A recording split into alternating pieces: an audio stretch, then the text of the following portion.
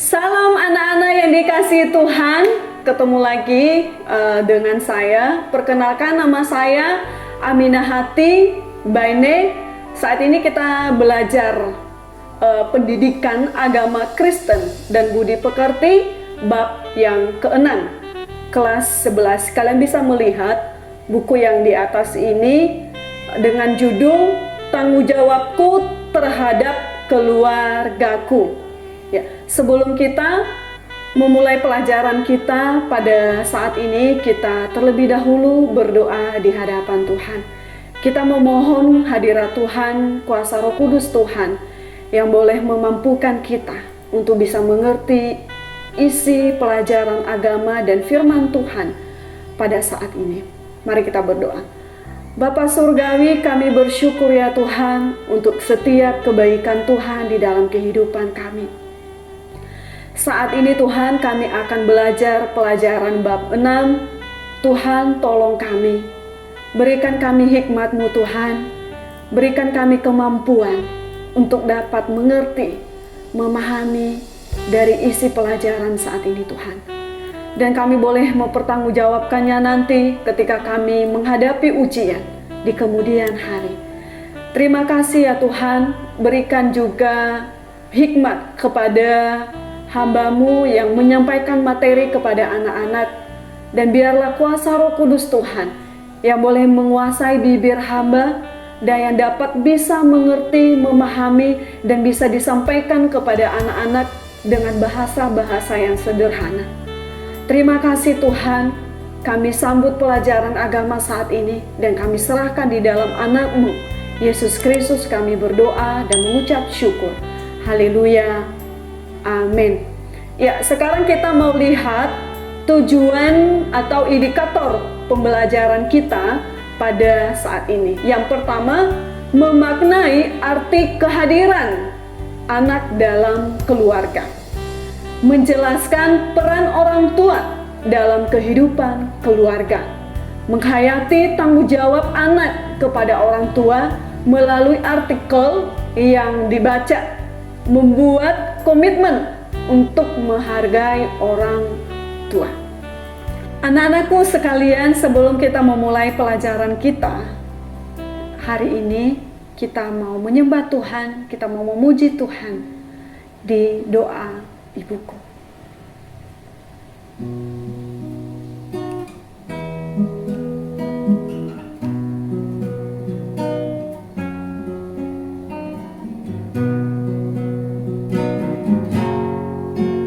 Di waktuku masih kecil, gembira dan senang, tiada duka ku kenal, tak kunjung mengeram di sore hari nan sepi.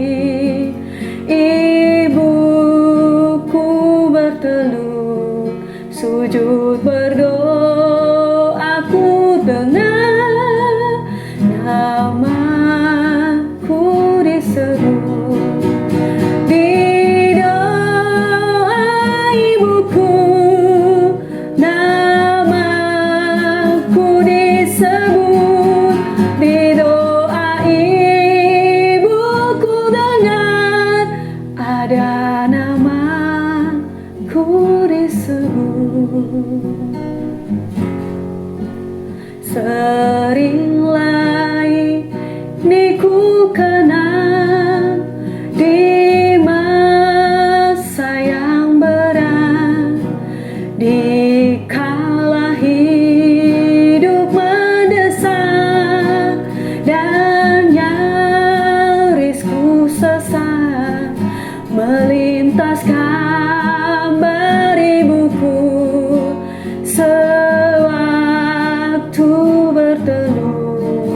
Kembali sayupku dengar ada namaku disebut.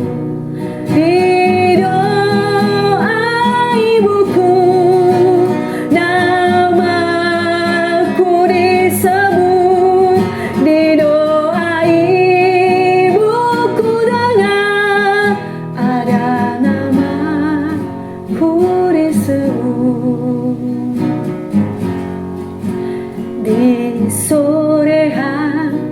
dan sepi, ibuku berteduh, sujud berdoa ku dengar, ada namaku disebut. Di doa ibuku, namaku disebut. Di doa ibuku dengar, ada namaku disebut.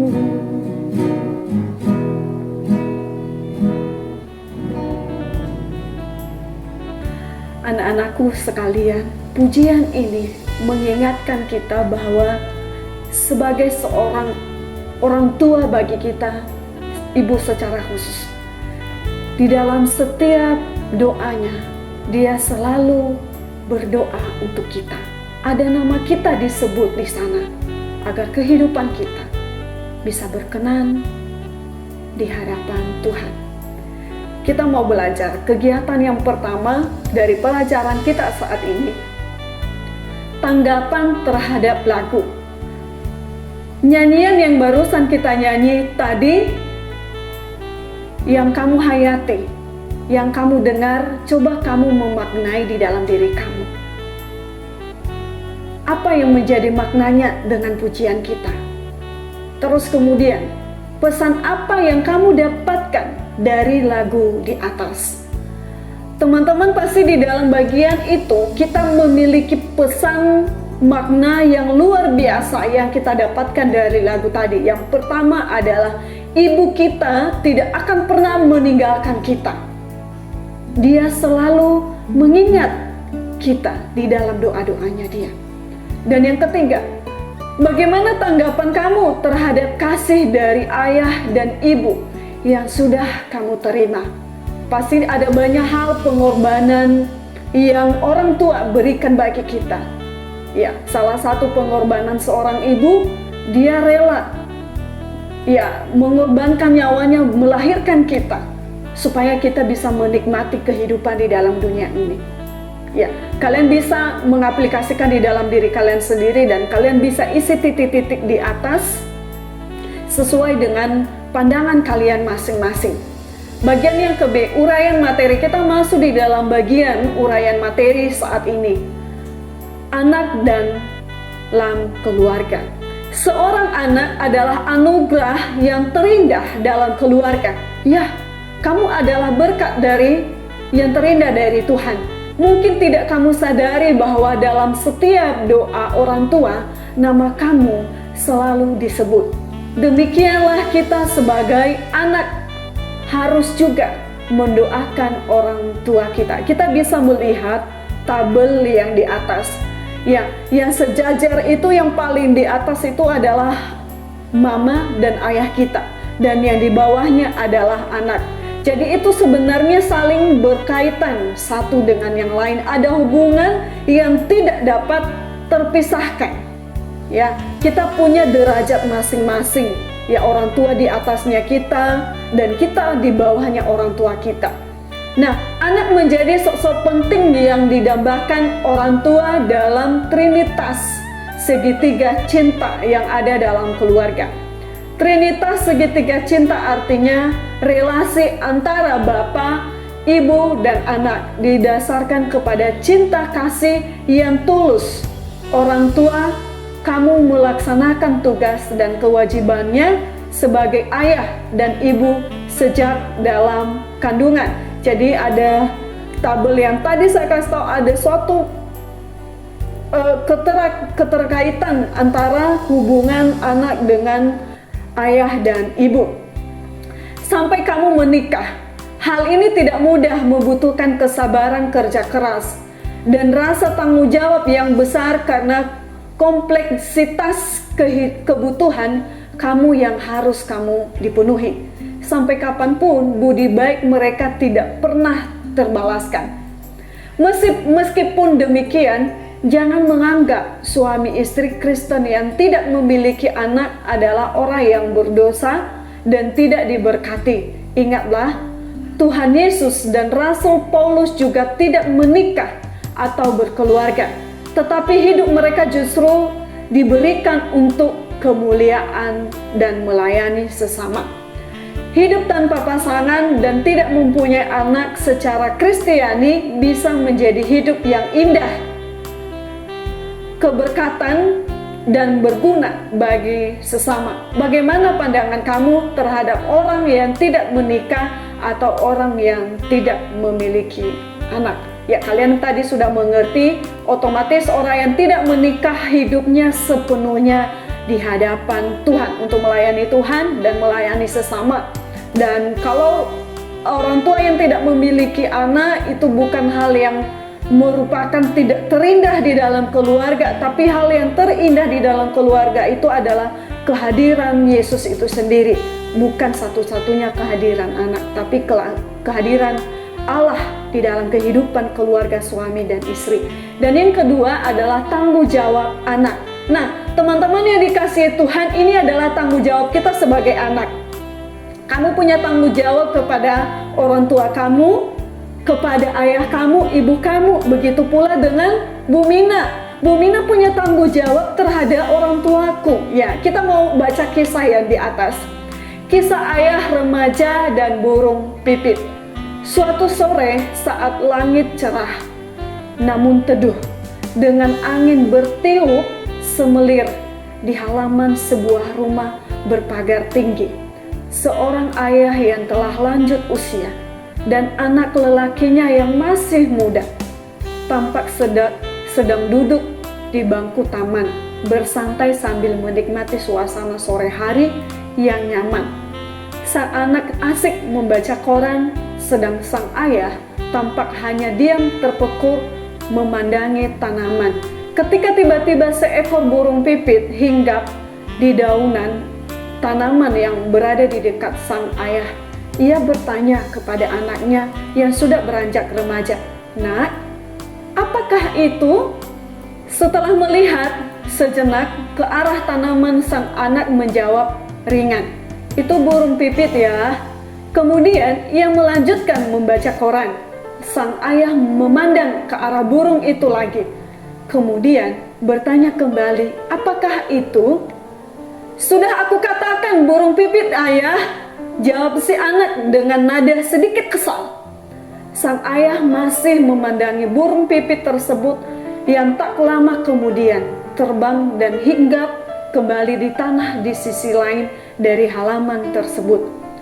Dengan pandangan yang masih lekat pada burung itu, kembali sang ayah bertanya, "Apakah itu?" "Burung pipit, ayah, burung pipit," jawab sang anak yang kesal. "Pipit," lanjut sang anak sambil mengejak dengan marah. Sang ayah yang masih ragu dengan penglihatannya yang mulai kurang baik bertanya kembali, "Apakah itu?" Kali ini sang anak benar-benar marah dengan nada keras. Ia menjawab, "Mengapa ayah menanyakan ini terus-menerus? Bukankah sudah berulang kali kukatakan bahwa itu burung pipit? Tidak bisakah engkau mengerti?" Mendengar hardika anaknya, sang ayah yang merasa sakit hati kemudian bangkit dari duduknya untuk masuk ke halaman rumah.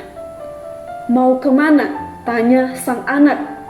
Sang ayah tidak menjawab, hanya memberikan syarat tangan yang berarti sudahlah, dan melanjutkan langkahnya ke dalam rumah dengan langkah gontai dan hati yang sedih. Sang anak meskipun kesal menyadari bahwa ia tidak sepantasnya membentak ayahnya yang telah lanjut usia. Tapi peristiwa tadi memang sungguh membuatnya kesal dan menghilangkan selera untuk meneruskan membaca koran. Saat sang anak masih termangu, sang ayah kembali sambil membawa sebuah buku yang ternyata adalah buku hariannya. Sang ayah duduk kembali di sebelah anaknya sambil membolak-balik halaman buku seperti mencari sesuatu. Setelah ketemu halaman yang dicarinya, ia sodorkan buku harian tersebut kepada tangan anaknya sambil menunjuk bagian yang ia ingin agar anaknya membacanya. Sang anak menerima buku harian tersebut dan melihat bagian yang ditunjuk oleh ayahnya. Sebelum ia memulai membaca, ayahnya berkata, "Yang keras ya, ia ingin agar anaknya membaca buku hariannya dengan suara yang dapat terdengar jelas. Hari ini putraku yang paling bungsu, beberapa hari yang lalu genap berusia 3 tahun. Sang anak mulai membaca, sedang duduk bersamaku di bangku sebuah tanam. Ketika tak lama kemudian ada seekor burung pipit yang menghinggap di hadapan kami. Putraku bertanya hingga 21 kali padaku, 'Apakah itu?' Aku jawab sebanyak 21 kali sebanyak ia bertanya, bahwa itu adalah burung pipit. Aku selalu memeluknya dengan bahagia setiap kali ia bertanya dan mengulangi pertanyaannya sekali lagi dan lagi. Tanpa sedikit pun aku merasa kesal karena ia adalah putraku kecilku dengan wajah tanpa dosa. Dan dengan rasa ingin tahunya yang besar, aku malah merasa bahagia dan senang." Sampai di situ sang anak berhenti membaca. Apa yang barusan dibacanya bukan hanya membuatnya menyadari kesalahannya, tetapi membuatnya sungguh menyesal telah memperlakukan ayahnya seperti tadi. Sang anak terdiam memandang ayahnya sejenak. Dengan mata berkaca-kaca, menahan tangis, ia memeluk dan mencium kening ayahnya. Sekalipun tidak ada kata-kata apapun yang terlontar dari mulut anaknya, sang ayah tahu bahwa putra kesayangannya telah menyadari kesalahannya. Ciuman dan pelukan eratnya adalah tanda permintaan maaf darinya. Sang ayah pun tersenyum bahagia. Suasana sore yang indah menjadi terasa semakin indah. Jawablah pertanyaan berikut. Menurut kamu, bagaimana sikap sang anak terhadap ayah? Tadi kita udah baca kisah yang di atas. Seharusnya sikap anak menghadapi pertanyaan orang tua yang sudah usia lanjut adalah dia menjawab dengan nada yang bahagia, yang bisa menjawab, yang tidak membuat orang tua sakit hati dengan perkataan kita. Di dalam istilahnya, berhati-hatilah mengungkapkan suatu kata-kata, karena kata-kata bisa menyebabkan pribadi orang lain semakin lebih sakit hati. Ya, pergunakan kata-kata yang dapat memberkati pribadi orang lain, apalagi menjawab suatu pertanyaan dari seorang ayah atau orang tua kita. Terus kemudian, apa pesan yang kamu dapat dari bacaan di atas? Pasti banyak hal pesan yang kita dapatkan dari atas. Satu hal pesan yang saya kutip di atas yaitu meminta maaf. Tidak harus kita berkata, "Ayah, saya mau meminta maaf," itu juga tidak masalah. Tapi bagiku meminta maaf cukup saya memeluk dan cukup saya mencium orang tua saya. Berarti itu tanda saya sudah minta maaf, sekalipun saya tidak mengungkapkan kata-kata minta maaf. Apa yang akan kamu lakukan mulai sekarang kepada orang tua kamu? Pasti kamu berkomitmen sekarang, kamu punya nekat, kamu punya tindakan bahwa kamu berlaku menghormati orang tua kamu, karena itu merupakan tanggung jawabmu sebagai seorang anak. Taat kepada perintah Tuhan. Pelajaran selanjutnya, sikap hormat kepada orang tua merupakan salah satu tugas moral yang harus dilakukan oleh anak sepanjang hidupnya. Sejak masa perjanjian lama sampai perjanjian baru, sikap ini ditekankan dalam Alkitab sebagai perintah yang harus dilakukan. Hubungan orang tua dan anak yang paling ideal dapat kita lihat pelajari dari kehidupan keluarga Tuhan Yesus. Kalian bisa membaca sendiri di Lukas pasal 2 ayat 41 sampai ayatnya ke-52. Kalian bisa buka Alkitab sendiri, kalian bisa baca sendiri. Intinya di dalam kisah Yesus, dia punya tanggung jawab kepada ibunya Maria.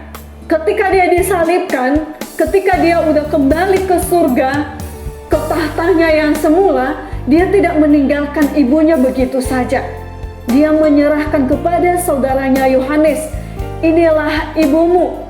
Istilahnya, saya titipkan ibuku kepadamu, anggap dia seperti ibu kandung kamu sendiri, untuk merawat dia, untuk selalu memberikan kebutuhan di dalam kehidupannya, dan untuk selalu mendampingi dia di dalam susah ataupun senang. Jadi punya tanggung jawab yang luar biasa. Sering terjadi dalam kehidupan saat ini sikap orang tua yang ketinggalan zaman dan tidak banyak tahu. Benarkah demikian?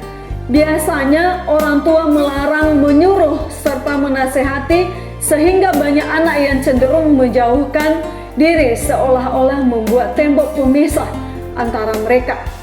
Anak merasa ingin bebas serta ingin mempunyai pandangan sendiri, sehingga kurang senang pada otoritas atau kekuasaan orang tua yang mengatur. Keinginan untuk bebas ini dapat menimbulkan kejengkelan dan salah paham apabila antara orang tua dan anak tidak memahami jalan pikiran masing-masing. Memang masa yang paling sulit seringkali adalah masa remaja. Di situ sisi remaja mengalami perkembangan yang sering kali tidak bersesuaian dengan pendapat dan harapan orang tua serta lingkungan. Oleh karena itu, kamu perlu memahami perkembangan masa remaja sehingga kamu bisa menghindari konflik-konflik yang seharusnya tidak terjadi. Ada 4 aspek yang perlu kamu pahami. Yang pertama adalah perkembangan kognitif. Pada usia ini, kamu memahami tahapan kematangan intelek. Kamu mampu berpikir jauh melebihi dunia nyata dan keyakinan sendiri, yaitu memasuki dunia ide-ide. Kamu bisa memecahkan masalah secara sistematis, tidak hanya meniru orang lain. Kamu bisa berpikir reflektif, mengevaluasikan diri, berpikir, melakukan imajinasi ideal, dan berpikir abstrak. Dan yang kedua, perkembangan moral etika. Pada usia ini menekankannya adalah siapa yang memegang kekuasaan. Mereka perlu dihormati. Kamu mulai senang menegakkan hukum dan disiplin, gemar memperhatikan kewajiban yang harus dilakukan, dan memperhatikan tata kehidupan sosial serta kepentingan keamanan diri. Kamu menghormati orang yang memelihara aturan masyarakat. Dan yang bagian yang ketiga, perkembangan ego. Kamu berada dalam situasi di mana di satu sisi ingin memiliki identitas pribadi, namun di sisi lain ingin menyisihkan rasa kekaburan identitas.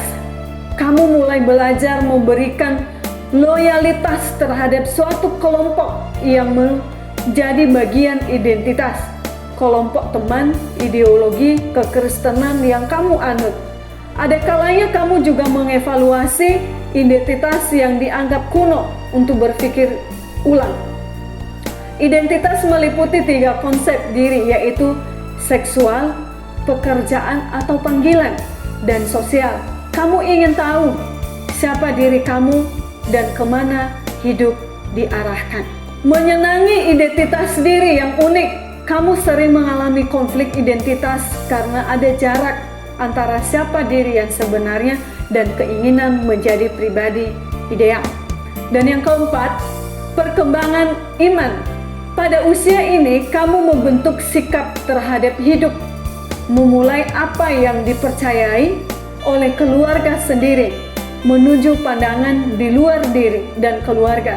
Seringkali bagi remaja, Allah adalah pribadi yang paling berperan dalam hidupnya. Allah menjadi sahabat yang paling karib dan memahami kehidupan remaja. Kamu mempunyai komitmen dan loyalitas yang sangat dalam terhadap Allah sebagai tempat menimba seluruh kepercayaan. Bagi remaja seringkali juga Allah juga dipandang sebagai Allah kelompok atau Allah kolektif. Dengan pemahaman ini, orang tua memahami bahwa keinginan untuk bebas dan berdiri sendiri merupakan bagian dari pertumbuhan remaja. Seorang anak tidak akan bertumbuh menjadi dewasa selama ia masih bergantung pada pikiran orang tuanya. Tetapi di pihak lain, anak juga harus memaklumi bahwa pikirannya keluar dari kepala yang belum banyak pengalaman. Memang seorang remaja sudah mampu menganalisis suatu masalah secara logis, tetapi dengan tingkat kognitif yang belum matang. Seorang anak belum mampu memperhitungkan dampak dan konsekuensinya. Oleh karenanya, pikiran seorang remaja perlu diimbangi dengan pikiran orang tua, karena orang tua sudah banyak mengecap asam manis kehidupan. Ketegangan antara remaja dengan orang tua juga dapat dihindari kalau hubungan antara keduanya bersifat terbuka. Orang tua sebetulnya ingin mengobrol dengan anak mereka yang remaja secara intim. Kita masuk di dalam kegiatan yang kedua, tugas mandiri. Kita ada tugas, teman-teman. Berikanlah contoh konkret bahwa kamu sudah berkembang secara kognitif, moral, etika, ego, dan iman. Perkembangan secara kognitif di dalam bagian ini, kamu bisa memikirkan masalah, kamu sudah bisa memecahkan masalah kamu, dan kamu sudah bisa membedakan dengan pikiran kamu sendiri hal yang baik dengan hal yang tidak baik. Dan kamu juga bisa menyatukan pikiran kamu dengan pikiran orang tua. Jadi pikiran orang tua dengan anak tidak bisa dipisahkan. Kita saling bertanya satu dengan yang lain, yaitu kita bebas berpendapat dalam berpikiran. Perkembangan saya atau anak-anakku sekalian secara moral dan etika. Gimana moral kamu selama ini? Ada banyak contoh di situ tadi, moral kamu di dalam hubungan dengan lawan jenis, dengan hubungan seksualitas, dengan hubungan sosial, dengan teman antara kelompok, dengan teman-teman kamu di sekitar kamu, sosialisasi kamu dengan sekitar kamu. Di situ kita dituntut untuk bisa memiliki hidup yang memiliki moral yang baik. Ya. Terus kemudian perkembangan saya secara ego, tidak mementingkan pribadi sendiri, tetapi kita mendahulukan pribadi orang lain. Di dalam artinya kita saling menghargai satu dengan yang lain. Terutama dulu kamu kasih contoh di keluarga kamu. Gimana kehadiran kamu di keluarga kamu dengan saudara kamu? Egokah yang kamu kedepankan, ataukah kamu lebih mengedepankan saudara atau orang tua kamu? Kadangkala anak remaja saat ini ingin lebih menonjol dari yang lain, ingin tampil lebih dari yang lain. Tidak apa-apa asalkan bersaing dengan sehat. Perkembangan saya secara iman di hadapan Tuhan. Gimana perkembangan pertumbuhan kerohanianmu di hadapan Tuhan? Sudah semakin hari semakin memuliakan Tuhan, ataukah semakin hari semakin jatuh di dalam dosa? Jadi kamu harus mengevaluasi diri ya teman-teman ya. Kamu bisa isi kolom yang di atas, kamu selama ini saya sudah memiliki pertumbuhan iman yang cukup di hadapan Tuhan. Kamu bisa mengevaluasi diri sendiri dengan pertanyaan yang di atas. Bagian yang ketiga, taat kepada perintah Tuhan, menghormati orang tua. Ini adalah perintah yang aktif ya. Ini aktif, sesuatu perintah yang harus kita lakukan. Salah satu dari 10 hukum Tuhan dalam kitab Keluaran pasal 20 ayat 1 sampai 17 adalah hormatilah ayahmu dan ibumu supaya lanjut umurmu di tanah yang diberikan Tuhan Allahmu kepadamu. Hormat berarti A. Bersikap santun dan patuh terhadap orang tua. Di dalam hukum Taurat tertera perintah yang mengharuskan orang Israel untuk menjatuhkan sanksi berat, yaitu kematian kepada anak yang mengutuki orang tuanya. apabila ada seseorang yang mengutuki ayahnya atau ibunya, pastilah ia dihukum mati. Ia telah mengutuki ayahnya atau ibunya, maka darahnya tertimpa kepadanya sendiri. Imamat pasal 20 ayatnya yang ke-9. Teman-teman bisa baca sendiri di rumah. Bagian yang ke-B adalah bertanggung jawab memelihara kelangsungan hidup orang tua. Tuhan Yesus menegur orang Yahudi yang menyelewengkan perintah Tuhan akan persembahan atas dasar ketidakrelaan memenuhi kebutuhan orang tua. Ada di dalam Matius pasal 15 ayat 3 sampai yang ke-6. Juga sebelum Tuhan Yesus mati di kayu salib, ia meminta Yohanes untuk memelihara Maria, ibunya tadi yang saya sudah ceritakan. Semuanya ini memperlihatkan bahwa Tuhan menginginkan anak untuk bertanggung jawab memelihara kelangsungan hidup orang tua masing-masing. Dan yang kemudian menghargai dan mengakui kewibawaan orang tua, yaitu dengan mengakui bahwa orang tua ditugaskan oleh Tuhan untuk menjadi pendidik anak, memahami aspirasi orang tua, melihat motivasi positif di belakang nasihat dan larangan mereka, memaklumi kelemahan mereka dan mengakui keunggulan mereka. Singkatnya, menghargai usaha orang tua untuk menghantar anak ke gerbang kedewasaan, sampai orang tua melepas anaknya untuk berjalan sendiri seutuhnya. Sikap hormat dan pengertian kepada orang tua dengan landasan cinta kasih dari Kristus akan membangun sebuah keluarga yang harmonis dan bahagia. Bukan hanya sikap anak kepada orang tua, namun juga sikap anak terhadap saudaranya satu dengan yang lain. Kita baca Keluaran pasal 20 ayatnya yang ke-12. Saya bacakan untuk kita. Hormatilah ayahmu dan ibumu supaya lanjut umurmu di tanah yang diberikan Tuhan Allahmu kepadamu. Ada beberapa pertanyaan di sini anak-anakku sekalian sesuai dengan ayat yang sudah kita baca, yaitu menghormati ayah dan ibu agar lanjut umur kita. Yang pertama, apa kehendak Tuhan dalam ayat tersebut? Salah satu kehendak Tuhan di dalam ayat itu yang pertama adalah kita punya tanggung jawab untuk menghormati orang tua kita. Itu salah satu kehendak Tuhan. Mengapa anak-anak dalam keluarga harus menghormati orang tuanya? Karena itu sudah kewajiban dan keharusan kita sebagai anak. Kalian punya jawaban masing-masing. Dan hal yang terpenting ya Alkitabiah adalah supaya Tuhan memberkati kita dan lanjut umur kita.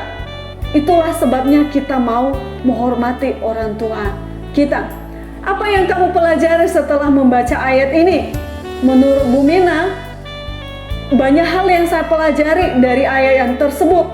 Kita diharuskan untuk menghormati orang tua kita.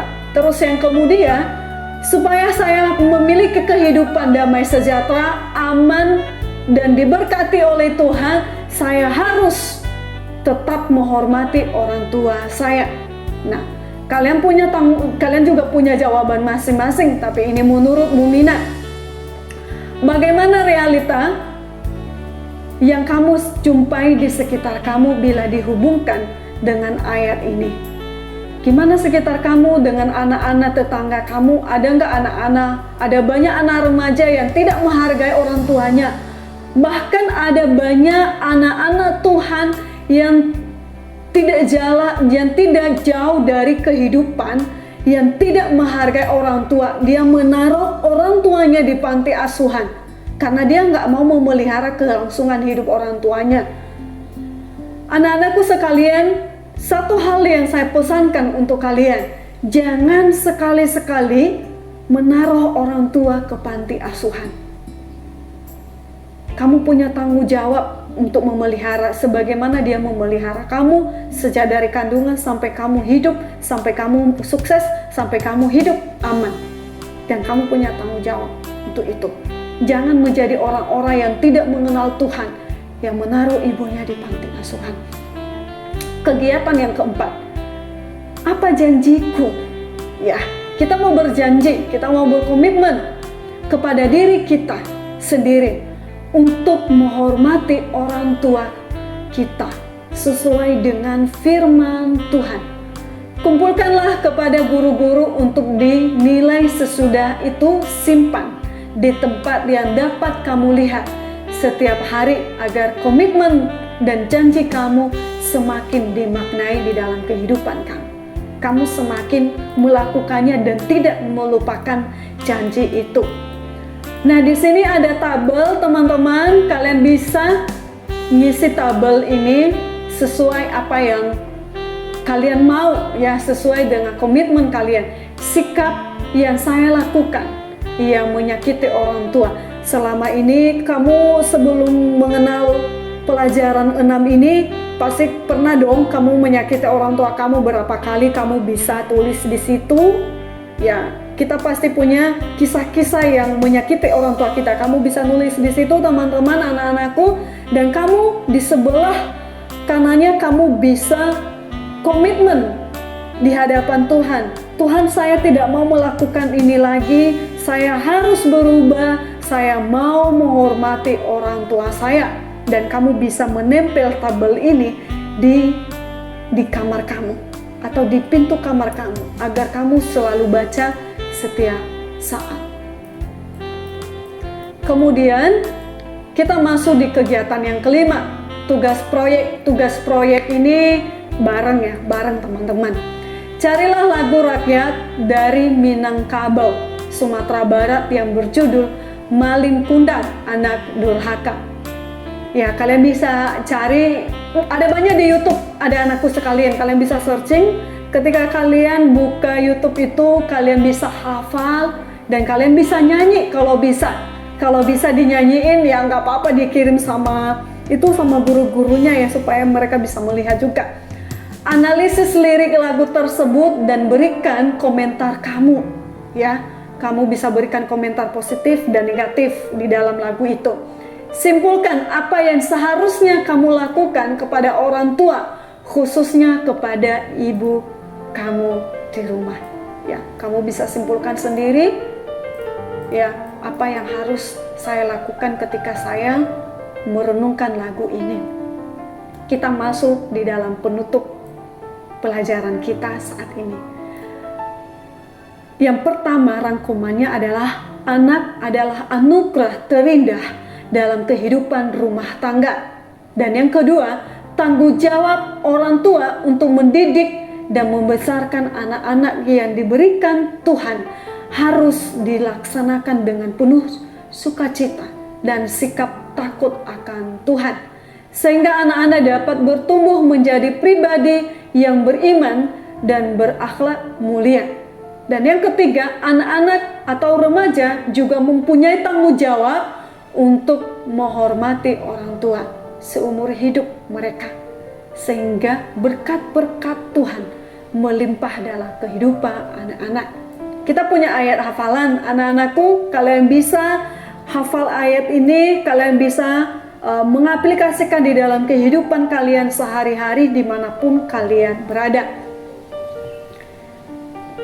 Hafalkanlah ayat ini, selanjutnya berikan contoh penerapannya yang terambil di Amsal pasal 23 ayat 22. Dengarkanlah ayahmu yang memperanakan engkau, dan janganlah menghina ibumu kalau ia sudah tua. Ya, dengarkanlah ayahmu yang sudah memperanakan engkau, dan janganlah menghina ibumu kalau ia sudah tua. Ingat itu ya, pesan Alkitab pada kita saat ini. Bernyanyi, pilihlah lagu yang sesuai dengan pujian di gerejamu, carilah sesuai dengan tema pelajaran hari ini. Teman-teman, banyak lagu, ada lagu banyak di gereja itu. Keluargaku adalah surgaku, kalian bisa nyanyi itu. ada banyak juga lagu-lagu keluarga yang di YouTube, banyak. Kalian bisa searching sendiri, kalian bisa nyanyi, dan kalian bisa kirim kepada guru-guru agama kalian masing-masing sebagai tugasnya.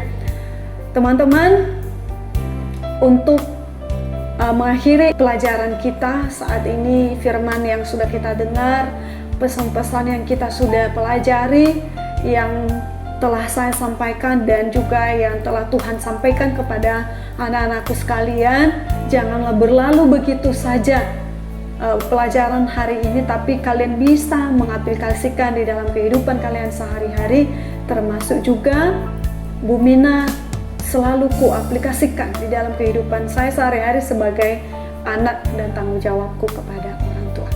Teman-teman, kita berdoa untuk mengakhiri pelajaran kita saat ini. Mari kita berdoa. Bapak Surgawi, terima kasih untuk pelajaran yang luar biasa yang kami pelajari saat ini.